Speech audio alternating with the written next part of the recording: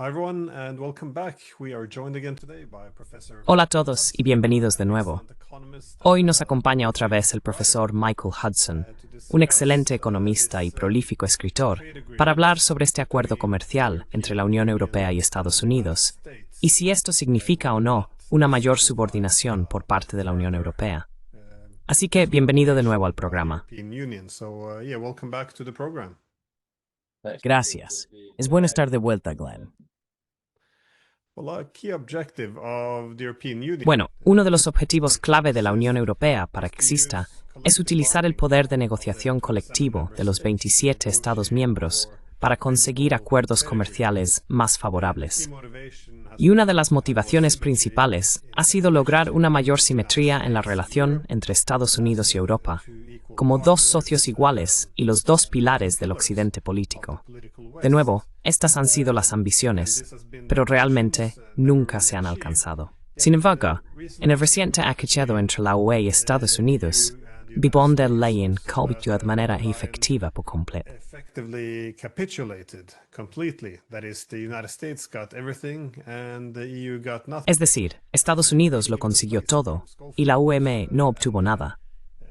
La reunión incluso tuvo lugar en el campo de golf de Trump. Esto también ocurrió poco después de que el secretario general de la OTAN, Mark Rutte, se refiriera a Trump como papá. Parecía casi un esfuerzo deliberado por mostrar la relación entre amo y vasallo. De hecho, el primer ministro de Francia incluso lo calificó como un día oscuro para Europa y una sumisión a Estados Unidos. Iba a preguntar, desde una perspectiva económica, ¿cómo se interpreta este acuerdo comercial entre Estados Unidos y la UE? And the EU. Bueno, en primer lugar, el contexto político del acuerdo. Dijiste que eran los Estados miembros los que estaban negociando. No eran los Estados miembros. Era una sola persona, Ursula von der Leyen, presidenta de la Comisión Europea. Una sola persona.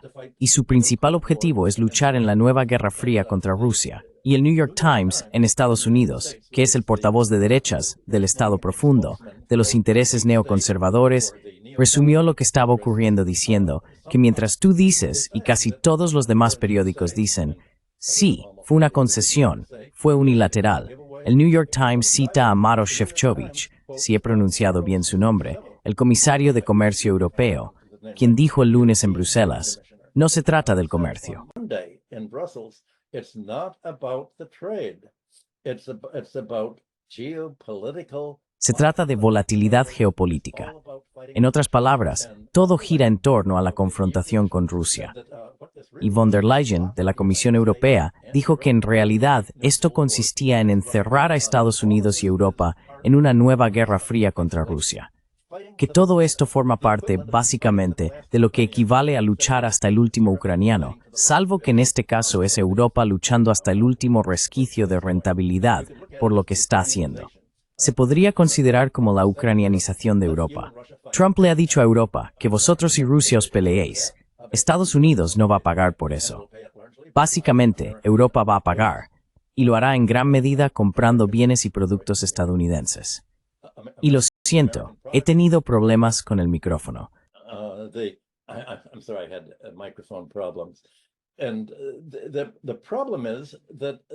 Y el problema es que los países de la UE han subordinado sus intereses económicos, los de su industria, y también los intereses de los votantes de no involucrarse en la guerra de Ucrania, subordinándolo todo a una Comisión Europea muy de derechas que se puede considerar prácticamente una rama de la OTAN. Y esto es realmente un acuerdo de la OTAN más que un acuerdo de todos los países europeos. Así que visto desde Estados Unidos, no sé hasta qué punto otros países europeos pueden intentar bloquear el acuerdo. Creo que si hay mayoría, entonces obliga a todos. Eso es terrible. Pero también está la cuestión de si von der Leyen actuó realmente por su cuenta. Intentó siquiera negociar. Europa tenía toda una serie de supuestas respuestas que iba a utilizar en caso de que rechazaran el acuerdo de Trump y Trump impusiera el arancel.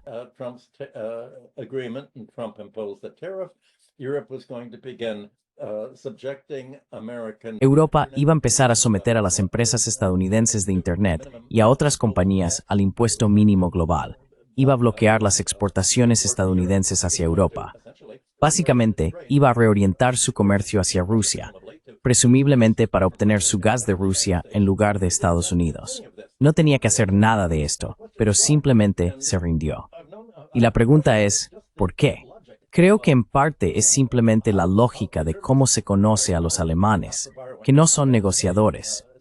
Tenía algunos amigos alemanes, doctores, profesores, que iban a ir a Marrakech. Querían comprar regalos y algo de ropa en el mercado de Marrakech. Toda la idea de los mercados árabes es muy parecida a la estrategia de Donald Trump. Ponen un precio ridículamente alto para el cliente.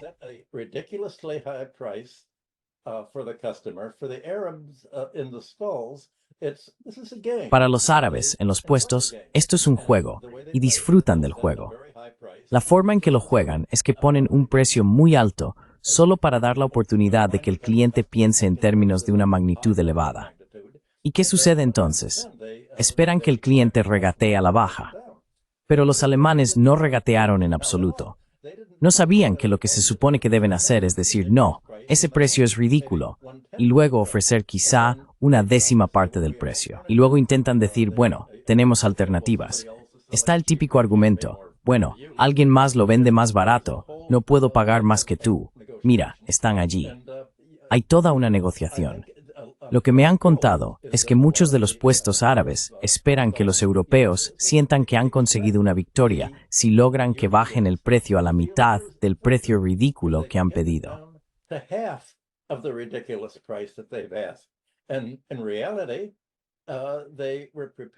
Y en realidad, estaban preparados para bajar hasta quizás un 20% de lo que habían pedido. Pero la idea es que tienes que dar al comprador la impresión de que realmente ha conseguido un trato, que te ha hecho bajar el precio desde el precio inicial. Piensan que, de alguna manera, te han hecho bajar hasta solo una parte de lo que era el precio aparente, cuando en realidad seguía estando muy por encima de lo que el vendedor habría aceptado. Bueno, esto es básicamente lo que hace Trump. Él pone un precio ridículamente alto. Puede que hayas notado que hace unos días, a principios de semana, Trump dijo: le doy al presidente Putin 15 días para que haya un alto el fuego en Ucrania, para que los alemanes y los franceses puedan rearmar a Ucrania, reforzar sus posiciones y darles misiles para disparar contra Rusia.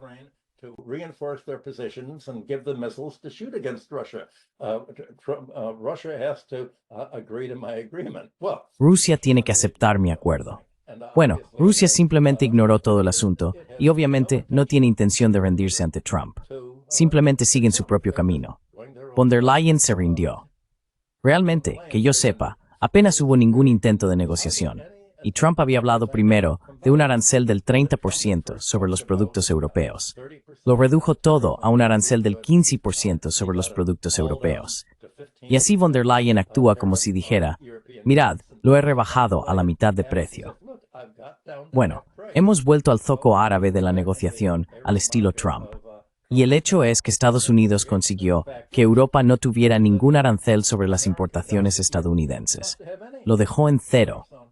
Europa podría haber conseguido un acuerdo mucho mejor en cualquier negociación, simplemente diciendo, ¿de verdad queréis obligarnos a caer en los brazos de Rusia?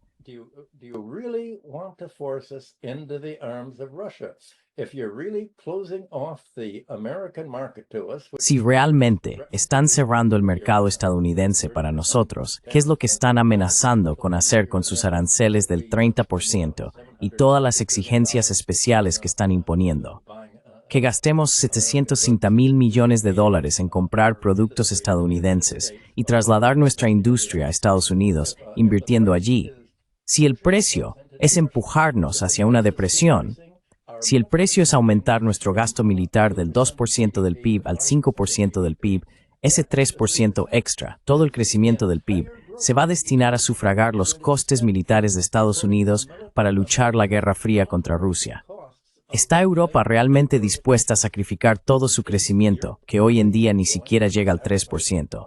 Ya está siendo frenado hasta quizás un 1,5%, con Alemania mostrando crecimiento negativo, y ya lo está sacrificando todo.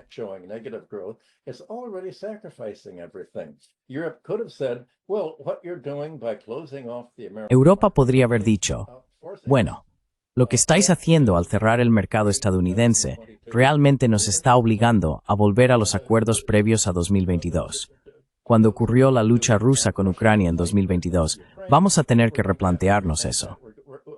Simplemente no podemos permitirnos comprar vuestro gas caro y gas natural licuado si además no podemos ganar los dólares necesarios para comprar ese gas. Solo podemos ganar lo suficiente para comprar a Rusia. Bueno, nada de eso estuvo sobre la mesa. No le llamaron el farol. Y eso es lo sorprendente. Trump dijo, en vez de negociar mis aranceles con todo el mundo en una gran conferencia arancelaria a través de la Organización Mundial del Comercio, voy a ir país por país por país. Voy a hacer que todo sea bilateral y vamos a trabajar con cada país.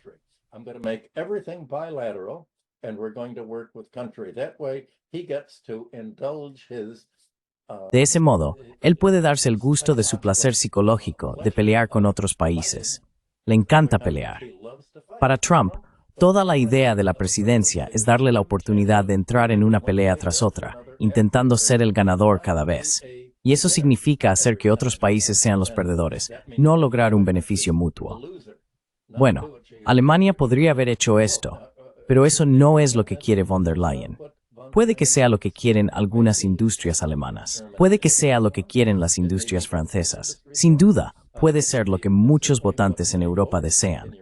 Pero von der Leyen quería asegurar esta nueva guerra fría contra Alemania. Y como dije, cuando Trump dijo que tú y Rusia os peleéis, eso es exactamente lo que von der Leyen quería hacer.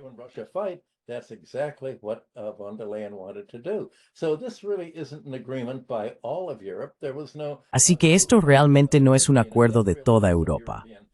No hubo un grupo de industriales europeos ni de políticos europeos, solo el Parlamento Europeo y la Unión Europea. Así que no es una decisión democrática, y tampoco es una decisión tomada en base al interés económico propio, ni siquiera lo que un proceso normal de negociación habría podido lograr. Von der Leyen y los europeos en general tomaron las ridículas exigencias de Trump hacia Europa como si fuera un «lo tomas o lo dejas», en vez de decir «bueno, vamos a negociar a la baja y a mantener una postura firme». Vamos a definir realmente cuál podría ser la política alternativa europea si tuviéramos que seguir adelante solos, sin Estados Unidos.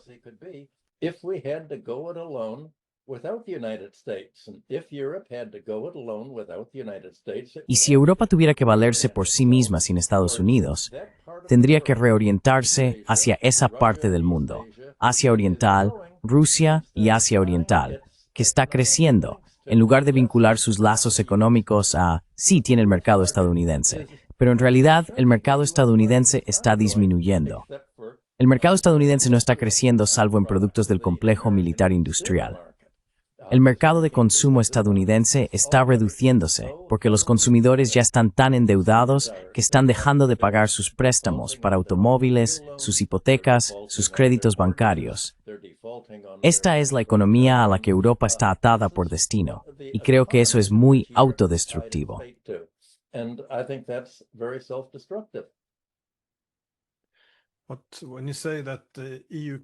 Pero cuando dices que la UE podría haber tenido cierta influencia en estas negociaciones, amenazando con volver al mercado ruso si el mercado estadounidense se cierra, también podrían haber amenazado con vincularse más estrechamente al mercado chino. Y de hecho, esto es lo que están haciendo hoy en día muchas potencias de tamaño medio. Están diversificando sus lazos económicos para no dar demasiado poder en las negociaciones al Estado líder. Ahora bien, esto suele reconocerse como la oportunidad en un mundo multipolar. Es decir, Estados Unidos ya no es el único actor importante, así que no tiene la misma capacidad de presión. Por eso los países están diversificando. Y de nuevo, la regla clave en la geoeconomía es que todos los países quieren manipular la simetría de la interdependencia. Es decir, quieres que los demás dependan más de ti, y diversificas para depender menos de los demás.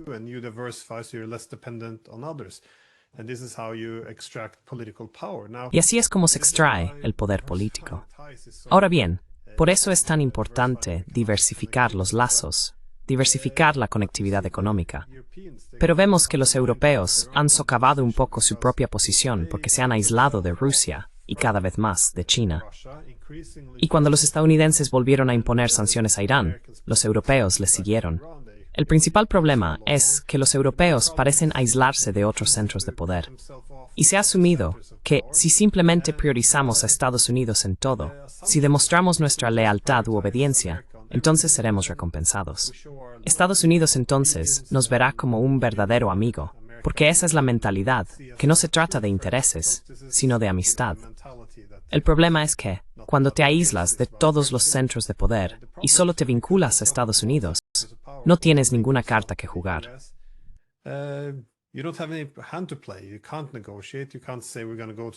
No se puede negociar.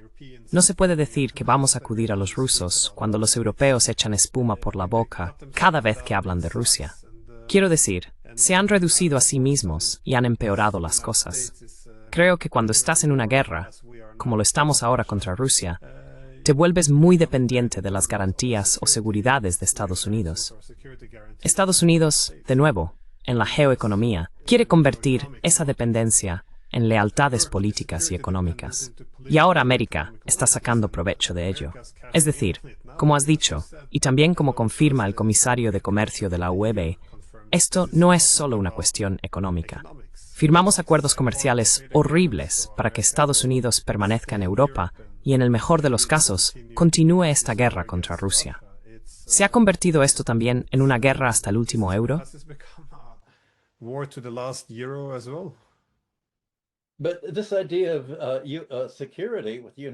Pero esta idea de seguridad con Estados Unidos es una fantasía, Glenn. El presidente Putin ya ha dicho que si Alemania envía sus misiles a Ucrania, misiles de largo alcance capaces de alcanzar Moscú, o incluso más fácilmente San Petersburgo u otros territorios rusos, Rusia va a tomar represalias no solo contra Ucrania, sino porque se dan cuenta de que esto es una guerra con Europa. Ucrania es solo un campo de batalla en ella.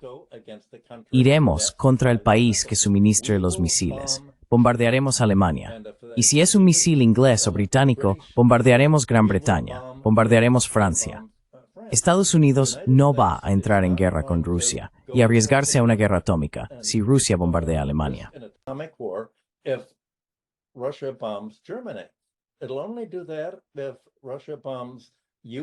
Solo ocurrirá eso si Rusia bombardea fuerzas estadounidenses o a los propios Estados Unidos. No sé ni siquiera qué haría Estados Unidos si Rusia bombardease una base del ejército estadounidense en Alemania. Pero Rusia, sin usar bombas atómicas, ya puede utilizar sus misiles para destruir las principales bases militares y fabricantes de armas de Alemania. Puede hacerle a Alemania lo que le ha hecho a Ucrania. Estados Unidos no haría nada. Y creo que Trump ya ha dicho, bueno, que están solos, se ha desvinculado. En Washington hay una frase entre los políticos: si quieres un amigo en Washington, cómprate un perro.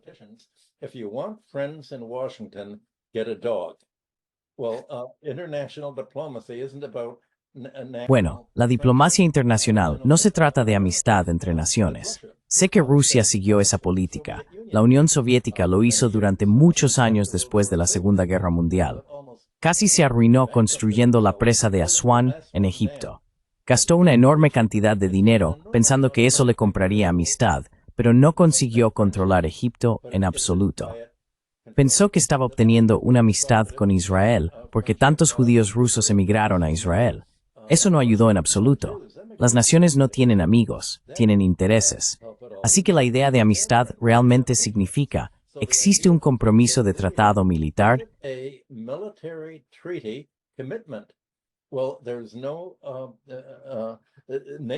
Bueno, la OTAN no es realmente un tratado que comprometa a Estados Unidos a apoyar a Europa si Europa, o Alemania por su cuenta, suministra misiles para atacar a Rusia y Rusia responde.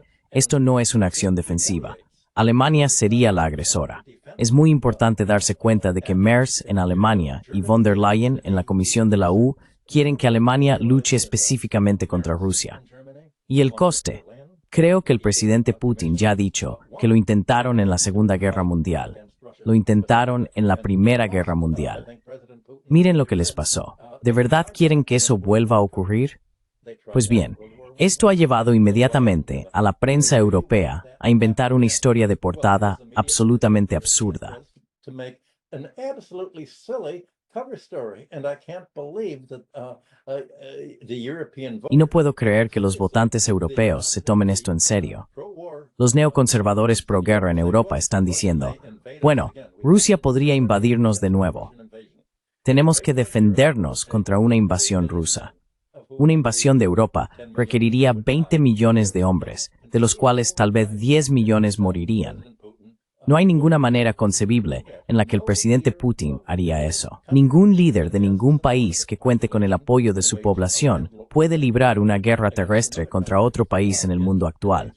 Las guerras no se libran con infanterías invadiendo. Eso está 75 años desfasado. Las guerras se libran con bombas. Es el único tipo de guerra que un país democrático puede permitirse, porque ningún país podrá imponer un servicio militar obligatorio.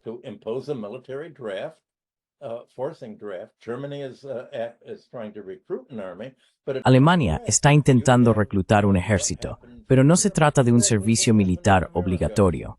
Ocurriría lo mismo que pasó en Europa, exactamente lo que sucedió en Estados Unidos durante la guerra de Vietnam. Los estudiantes protestaron contra la guerra porque no querían ser reclutados y morir en Vietnam.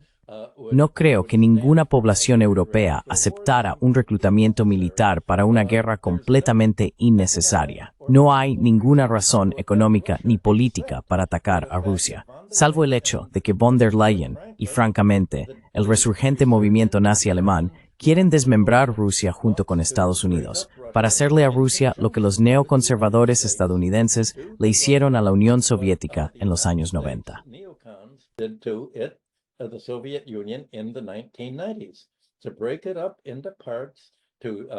Dividirlo en partes, privatizar su industria y sus recursos naturales, su gas, su petróleo, su níquel, todo de nuevo, pero esta vez con una mayor participación alemana, francesa y europea que la que hubo en los años 90.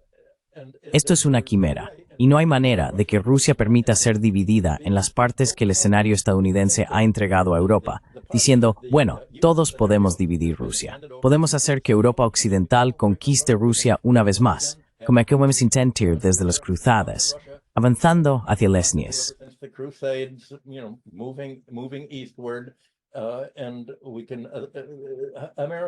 Estados Unidos mantiene la última esperanza de un enfrentamiento militar con Rusia y, como acabas de decir, con China.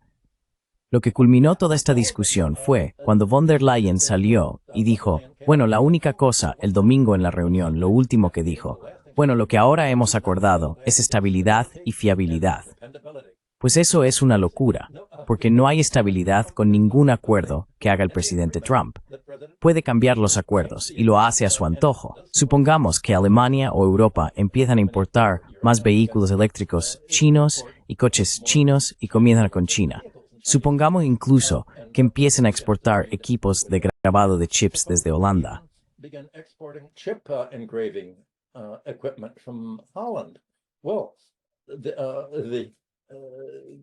Bueno, Trump puede decir, bueno, habéis violado el acuerdo, parte del acuerdo que hemos hecho. Puede que no esté escrito en papel, pero Rusia, la Unión Europea, debía unirse a nuestra lucha, no solo contra Rusia, sino que la OTAN ya no es una organización atlántica, ahora es una organización del Pacífico. La gran lucha para Europa va a estar en el estrecho de Taiwán, entre China y Taiwán. Bueno, ¿por qué iba a tener Europa algún interés en intentar luchar contra el equivalente de Hong Kong para evitar la simbiosis entre Taiwán y China que se ha estado desarrollando mediante inversiones mutuas durante las últimas décadas? Esto es una fantasía.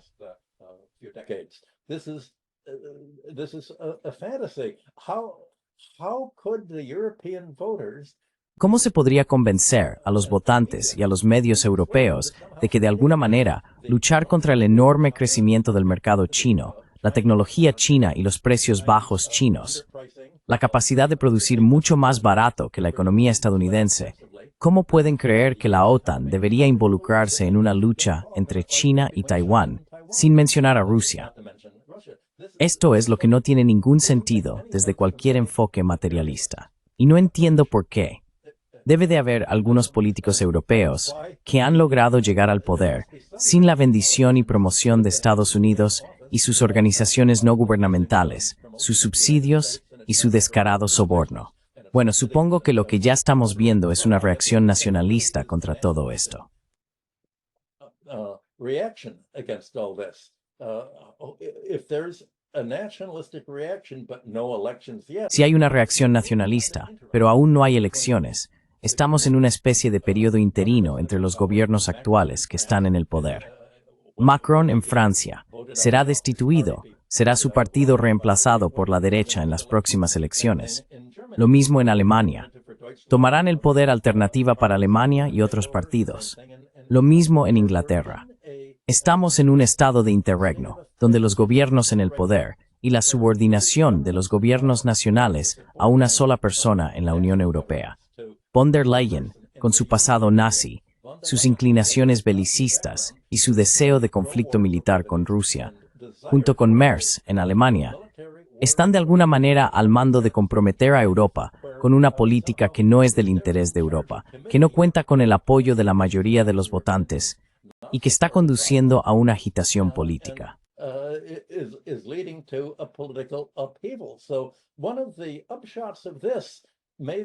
Así que una de las conclusiones de esto podría ser realmente, ¿es esta la gota que colma el vaso?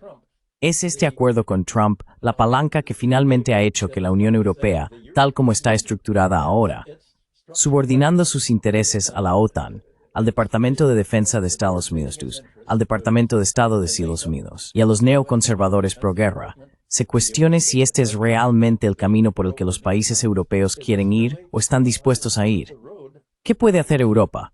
Dímelo tú, ya que estás en Europa. ¿Qué puede hacer Europa para evitar este destino?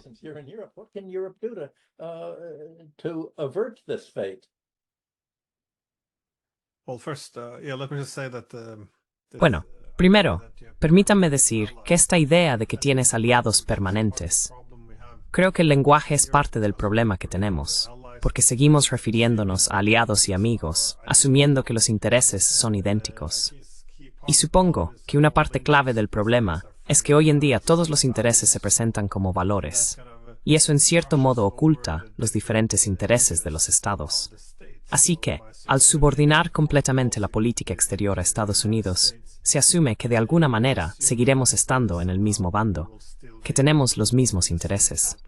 Creo que parte de esto es un remanente de nuevo desde la Segunda Guerra Mundial, porque en el mundo bipolar de la Guerra Fría, todo era o nosotros o ellos.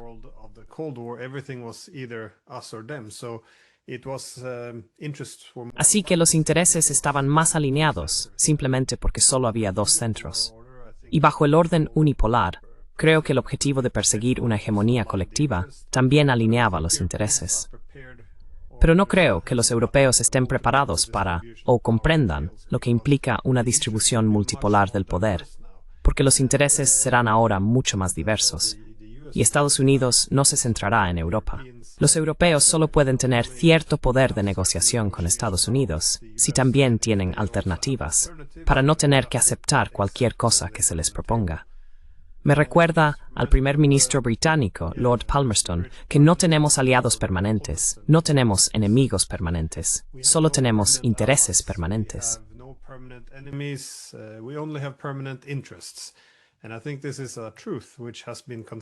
Y creo que esta es una verdad que ha sido ocultada por los sistemas de alianzas que tuvimos después de la Segunda Guerra Mundial. Pero todo se está desmoronando. Creo que los europeos tienen que volver a hablar en el lenguaje de los intereses y encontrar la manera de armonizarlos, porque simplemente se pasa por alto. Pero la cuestión es que, para los europeos ahora, es de su interés poner fin a la guerra en Ucrania. Porque si se acaba la guerra, entonces no existirá esta enorme dependencia en materia de seguridad que Estados Unidos puede utilizar para imponer estos acuerdos comerciales desfavorables. También tendríamos entonces la capacidad de diversificar nuestro comercio en mayor medida. Pero nada de esto se está haciendo.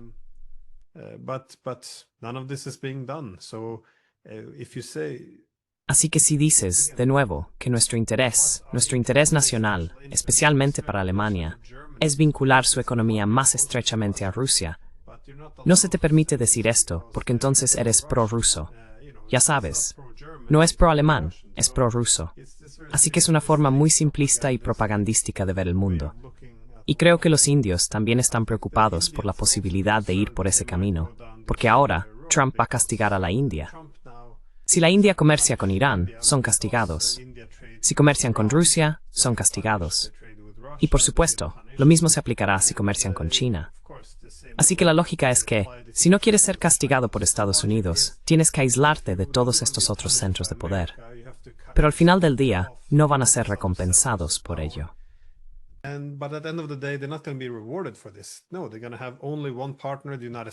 No, solo van a tener un socio, Estados Unidos. Estados Unidos tendrá todas las cartas y podrá extraer de los indios cualquier acuerdo comercial o concesión política que desee. Así que acabarán subordinados, como los europeos. Por eso es importante no caer en esta trampa, aunque parece que los europeos sí lo han hecho. Es muy decepcionante de ver porque el punto de partida nunca es ¿qué es bueno para Alemania? ¿Qué es bueno para Francia? Siempre es ¿eres prorruso o estás en contra de Rusia? Y no se te permite ser prorruso. Así que no hay debate, creo. Pero como has dicho, cuando no se persigue el interés nacional, empezará a surgir una gran oposición. Y creo que los esfuerzos por marginar a la oposición solo pueden mantenerse durante un tiempo antes de que la estabilidad política empiece a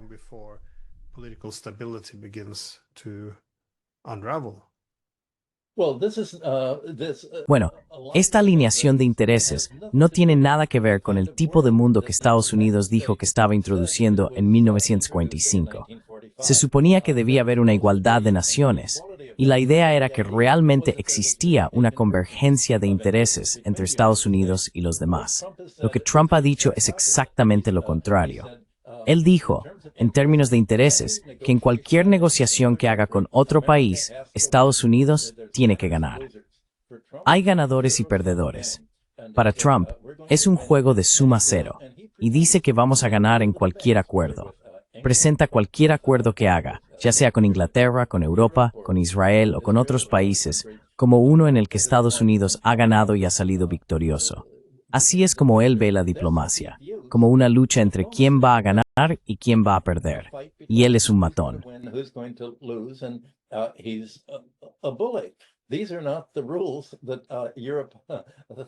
Estas no son las reglas que Europa pensó que estaba aceptando en 1945. Y en 1945, estas reglas estaban muy centradas en Estados Unidos, en el sentido de que Europa tenía que abrir sus mercados a los productos estadounidenses. No podía proteger su industria para reconstruirla. El ensayo general para los acuerdos que Estados Unidos hizo con Europa en 1945 fue que primero, América fue a Gran Bretaña y negoció todo el futuro con los británicos a través del préstamo británico, con el préstamo del FMI. Logró que Gran Bretaña aceptara esta estructura de comercio e inversión mundial.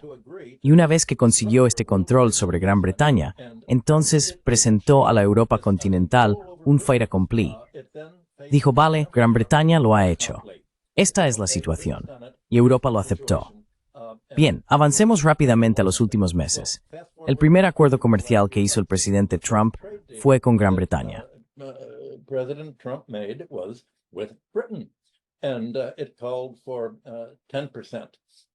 Y propuso un arancel del 10% sobre los productos británicos. Bueno, eso fue una sorpresa. Si retrocedes y lees la prensa europea de la época, decían, bueno, sin duda podemos conseguir un acuerdo mucho mejor que el que Estados Unidos hizo con Gran Bretaña. Gran Bretaña siempre cede ante lo que Estados Unidos le pide, pero nosotros somos Europa. No tenemos por qué aceptar lo mismo que ha hecho Inglaterra. Pero lo que ha ocurrido es que el acuerdo que Trump ha hecho con la Unión Europea, o con la señora von der Leyen, debería decir en su representación, es mucho peor que el que hizo con Gran Bretaña. Los aranceles sobre los productos europeos eran del 2,5%. Esto se ha multiplicado por 6, un aumento del 600% en los tipos arancelarios. Es un salto cuántico enorme. La cantidad de exportaciones inherentes en Europa, Europa aceptó los mires, es 4 veces mayor que los exportaciones actuales en red.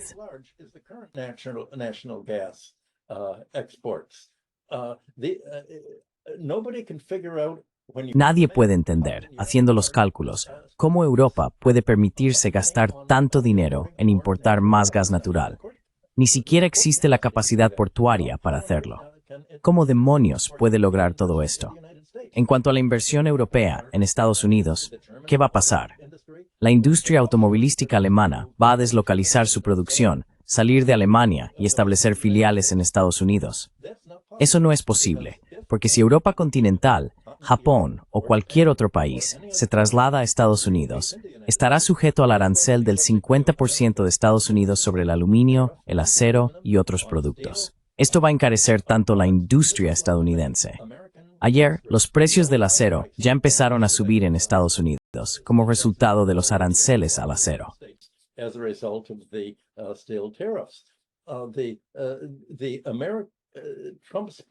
Las políticas de Trump han hecho que la industria estadounidense sea aún menos competitiva frente a la de Europa, China, Japón y otros países que antes. Así que no hay ninguna justificación económica para que las empresas individuales digan, vale, vamos a salir de Europa, vamos a reducir nuestra presencia para trasladarnos a Estados Unidos. Si ha habido algún movimiento por parte de empresas automovilísticas alemanas o de la industria francesa, ha sido hacia China y Asia. Ahí es donde está el crecimiento. Ahí es donde está la tecnología. Ahí es donde están los mercados. Ahí es donde está el aumento de los mercados. No en Estados Unidos, donde los mercados van a reducirse. Simplemente no tiene sentido. Y como dice Trump, vamos a bajar el valor del tipo de cambio del dólar estadounidense, reduciendo los tipos de interés, que ya han bajado un 2% respecto al euro.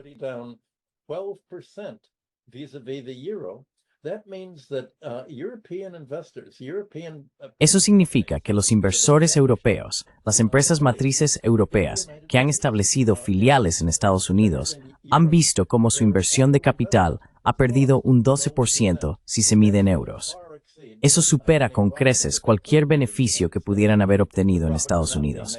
Y en realidad, aquí no se están obteniendo beneficios debido a las condiciones de la economía estadounidense. Así que toda la estructura que prevén los acuerdos europeos, o rendición o capitulación con Estados Unidos, es económicamente inalcanzable en la práctica. Y cabría pensar que eso haría que todo el conjunto de acuerdos fuera insostenible en la práctica política. ¿Cuánto tiempo pueden mantenerse los acuerdos políticos con tanta deformidad económica en estos arreglos?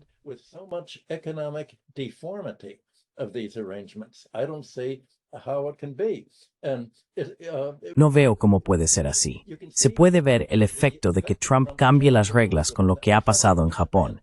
Hace unas semanas, Trump llegó a un acuerdo con Japón diciendo, de acuerdo, vamos a dar a vuestros exportadores de automóviles al menos una ventaja sobre los exportadores europeos, sino sobre los productores estadounidenses. Vamos a imponer un arancel del 15% a los productos japoneses, automóviles, ordenadores, etc. Pero mirad, Europa, estamos cobrando a Europa un 25 o 30%. Así que vais a tener una ventaja sobre los automóviles europeos, y la gente no va a comprar Volkswagens, ni BMWs, ni Porsches. Van a comprar coches japoneses. Pues bien, ahora con el acuerdo que acaba de hacer, aranceles del 15% a Europa, Japón ya no tiene la ventaja que se le prometió hace apenas 2 semanas.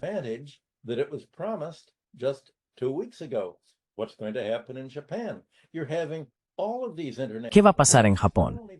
Todos estos acuerdos internacionales, no solo entre Estados Unidos y Europa, sino también entre Estados Unidos y otros países con los que ha negociado, están siendo amenazados por todo esto. Y todo está en un estado de cambio constante. No hay ninguna estabilidad. Y sin embargo, la señora von der Leyen está vendiendo esto a los europeos como ahora tenemos estabilidad y fiabilidad y al menos sabemos en qué tipo de mercado y entorno estamos operando. Bueno, ella no tiene ni idea, nadie tiene ni idea, porque así es como opera Trump. Así que de nuevo, vivimos en gran medida en un mundo de fantasía. ¿Cuánto tiempo puede mantenerse la situación actual sin desmoronarse?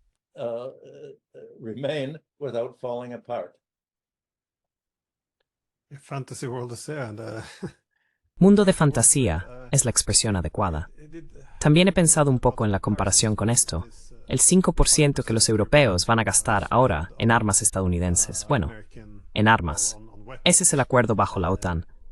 Me recuerda al chiste soviético. Tú finges que trabajas, nosotros fingimos que pagamos. Porque hay deshonestidad por ambas partes.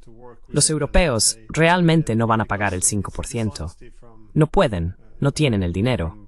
Algunos lo intentarán, pero en su mayoría solo maquillarán las cuentas. Ya sabes, incluirán algunos proyectos de infraestructuras o simplemente harán promesas de futuro que no cumplirán. Así pueden fingir ante Trump que van a aumentarlo, y Trump puede fingir ante el público estadounidense que los europeos no pagan por su propia seguridad. Pero al final del día, la situación es esta. Si los europeos pagan por su propia seguridad, tendrán a huestenses en razón para su besamtri suobo.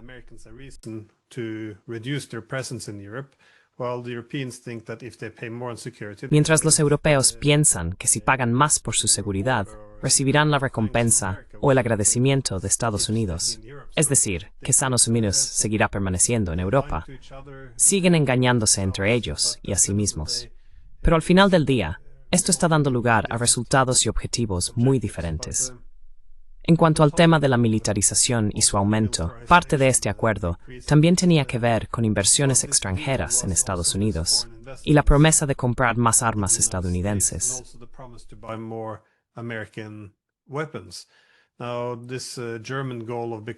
Ahora, este objetivo alemán de convertirse en la mayor potencia militar de Europa, un objetivo descabellado, por cierto. Pero parte de la idea no era solo el poder militar. Querían esto como una fuente de industrialización, un poco como lo que tuvieron bajo Hitler. Este rearme sería un componente importante para desarrollar industrias clave. Pero a medida que Alemania pretende volver a este keynesianismo militar, surge la pregunta, ¿y si las armas se compran a los estadounidenses? ¿Significa esto que el sueño de construir potentes instalaciones de producción militar en Europa va a verse perjudicado?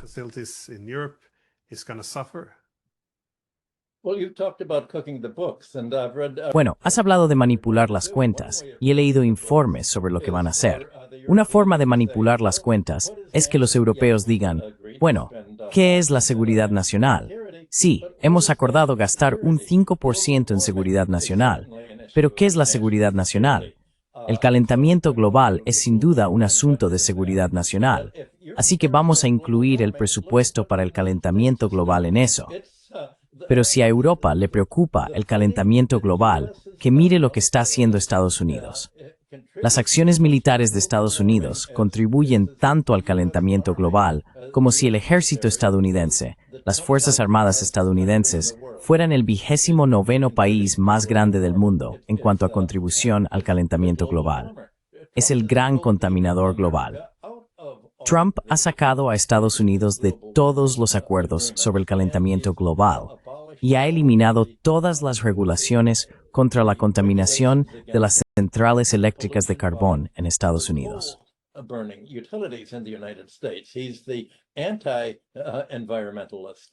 Es el presidente antiambientalista. Pero en cuanto a lo que se gasta en armamento militar estadounidense, no funciona. ¿Hay algún debate en la prensa europea sobre que la protección antimisiles estadounidense en Ucrania no funciona? Los misiles rusos atraviesan la protección estadounidense. No funciona. Los misiles Patriot no protegen a Ucrania de los ataques rusos. Los blogs y los informes militares, no solo de Rusia, sino de la propia Ucrania, dicen que están indefensos con las armas estadounidenses para luchar. La estrategia sigue basándose en tanques alemanes, tanques estadounidenses.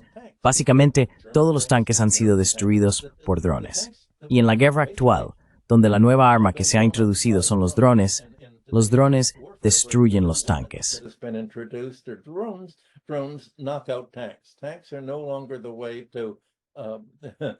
Los tanques ya no son la forma de luchar militarmente, pero no se supone que el gasto militar es para eso.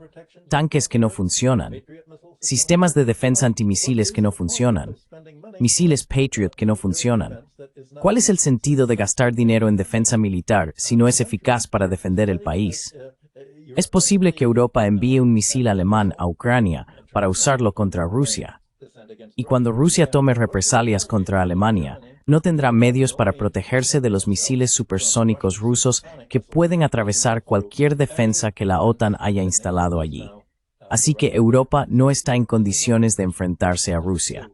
Será como Bambi contra Goliat, como decimos en Estados Unidos. Será un estallido. ¿Es que los europeos no lo entienden?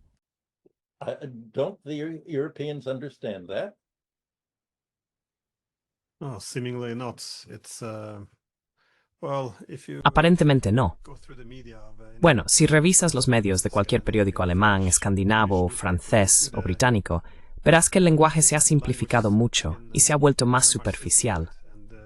Pero de nuevo, creo que hay una razón por la que existe cierta crisis política. Y a medida que los problemas económicos empiezan a acumularse, eso generará más problemas políticos, porque solo se puede vivir en un mundo de fantasía durante un tiempo antes de que la realidad te alcance. Pero eso me lleva a mi última pregunta. ¿Hasta qué punto crees que la Unión Europea podrá mantenerse en este camino actual?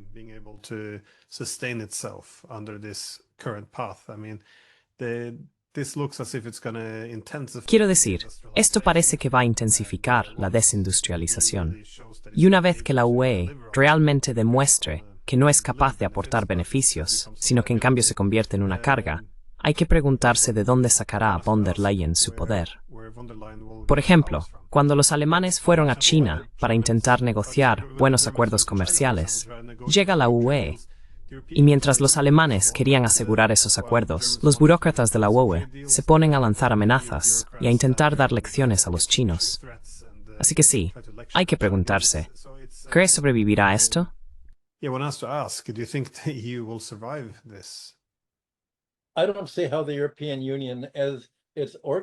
No veo cómo la Unión Europea, tal y como está organizada ahora, puede sobrevivir. La forma en que fue organizada fue para vincularla a la OTAN, para comprometerla con la OTAN, y así toda la política de la Unión Europea, y por tanto la organización económica, han estado dictadas por la OTAN. Y esa es realmente la clave, esta subordinación de Europa a Estados Unidos. No veo cuánto tiempo más Europa puede subordinar los intereses de sus empresas industriales, su economía, sus poblaciones a Estados Unidos, especialmente cuando caigan las primeras bombas sobre Alemania, cuando Rusia bombardee las fábricas que fabrican los misiles, o los tanques, o los otros armamentos alemanes. Y Estados Unidos dice, bueno, ya sabes, realmente no deberías hacer eso. Están realmente enfadados con el señor Putin por hacerlo.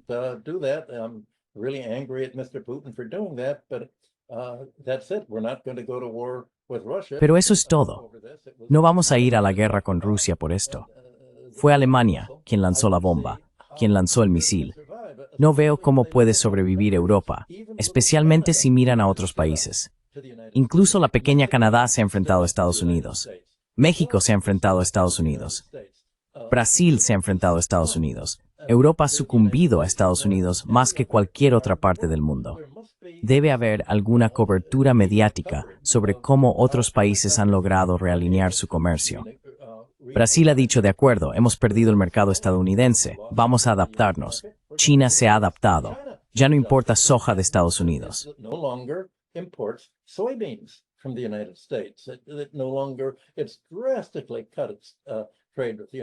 Ha reducido drásticamente su comercio con Estados Unidos y está comerciando con otros países. Lo mismo ocurre con Brasil. México ha decidido que ya no puede exportar ni comerciar con Estados Unidos. Está reorientando su economía hacia China. China está invirtiendo en la construcción de nuevos puertos en México. Así que, para que volvamos a establecer vínculos allí, ya no existe la doctrina Monroe que nos conectaba y subordinaba a Estados Unidos. Lo mismo ocurre en Canadá. Así que debe de haber cierta cobertura mediática en Europa sobre cómo otros países están afrontando las presiones de Trump y dándose cuenta de que no tiene por qué ser como lo planteó von der Leyen. Bueno, mañana, 1 de agosto, se supone que estará disponible la versión escrita de las reuniones.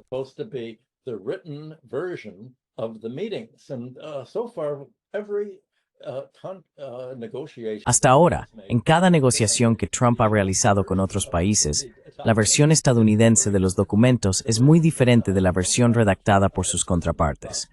Parece haber un malentendido, o bien lo que Trump ha prometido verbalmente a estos países se parece mucho a lo que Estados Unidos prometió a Gorbachev y a Rusia antes de 1990, que la OTAN no avanzaría ni una pulgada hacia el este. Estados Unidos no cumple su palabra. Trump hizo sus miles de millones de dólares con el arte de romper acuerdos.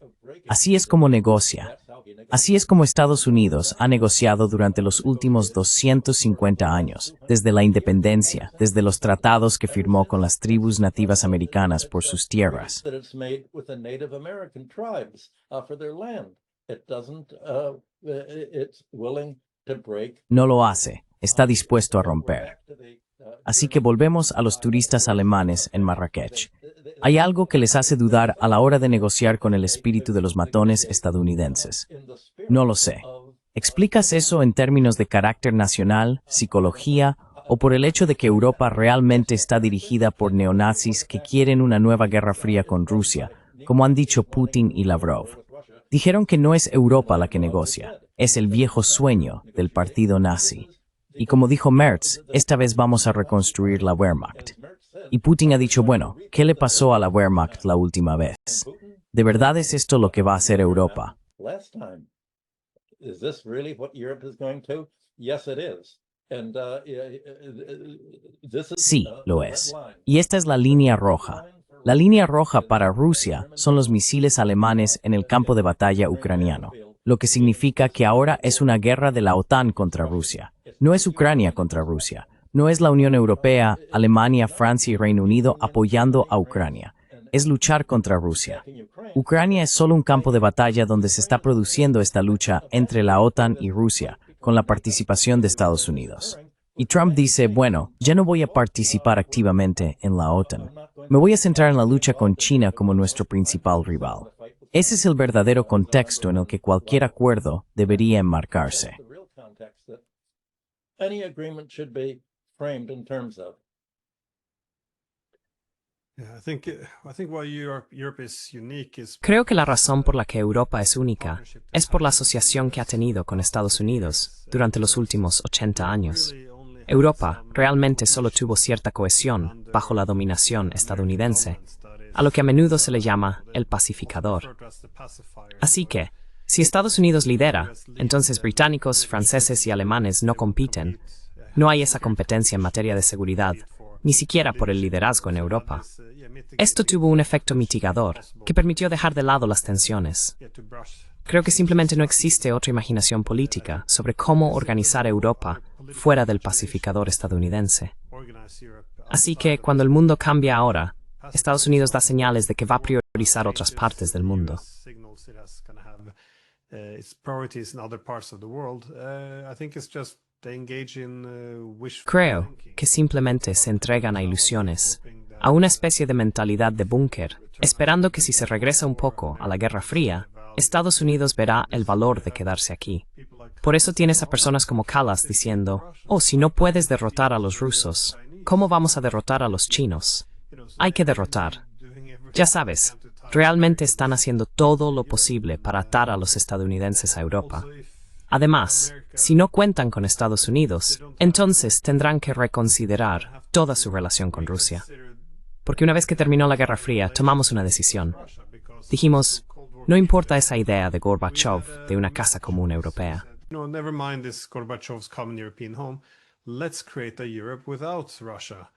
Vamos a crear una Europa sin Rusia, donde el país más grande de Europa, en términos de población, territorio, ejército y economía, sea el único país que no tenga un asiento en la mesa. Solo puedes mantener este modelo si tienes un hegemón colectivo en Europa, es decir, unos Estados Unidos poderosos, dispuestos a hacer su parte para marginar y debilitar a Rusia. Pero de nuevo, todo esto se está desmoronando. En lugar de abordar el núcleo del problema y partir de cómo mejorar nuestros propios intereses, todo se tiñe y censura con el lenguaje de los valores. Bueno, es la hegemonía liberal, así que es nuestra democracia liberal frente al autoritarismo ruso. Tenemos que luchar contra ellos. De lo contrario, seremos engullidos por el caos. Así que realmente son tiempos extraños en Europa. Los medios de comunicación han ido más allá de lo absurdo. The media has gone beyond absurd, and I think as you see now, Y creo que, como puedes ver ahora, los problemas económicos se traducen en inestabilidad política. Y a medida que surgen nuevas alternativas, también va a haber mucho más autoritarismo, porque no van a permitir que estas alternativas emerjan. Creo que esto se vio en Francia, con lo que hicieron a Le Pen. En Alemania, incluso podrían prohibir al principal partido de la oposición. En general, es lo que ocurrió en Rumanía. Va a ser muy difícil debilitar a la oposición política una vez que el establishment político empiece a desmoronarse. Así que no son buenos tiempos para Europa. Y al mismo tiempo, por supuesto, los alemanes hablan tranquilamente sobre armas nucleares, sobre tener el mayor ejército de Europa.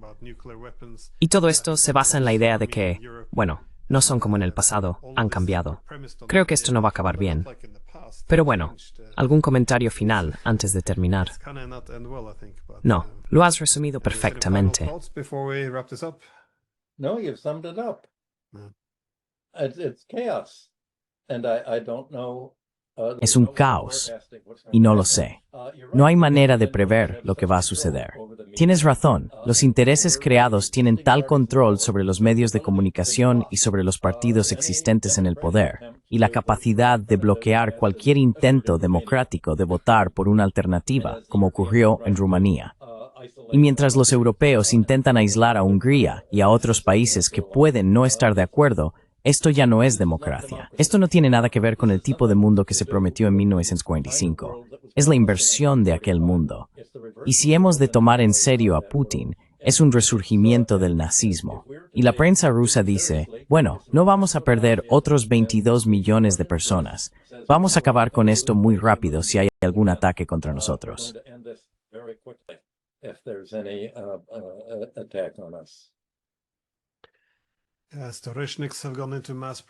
Como las municiones rusas han entrado en producción masiva, no creo que los europeos lo sepan. Creo que están sobreestimando hasta dónde pueden presionar a Rusia antes de que Rusia decida tomar medidas decisivas. Pero de nuevo, en Europa, reconocer esto se considera prorruso, así que ni siquiera podemos tener esa conversación. Sí, eso es. Muchas gracias por permitirme conocer tu opinión. Creo que la dimensión económica de esto también va a cobrar cada vez más importancia a medida que la UE socava sus propias economías e industrias. Gracias de nuevo. Gracias por invitarme, Glenn.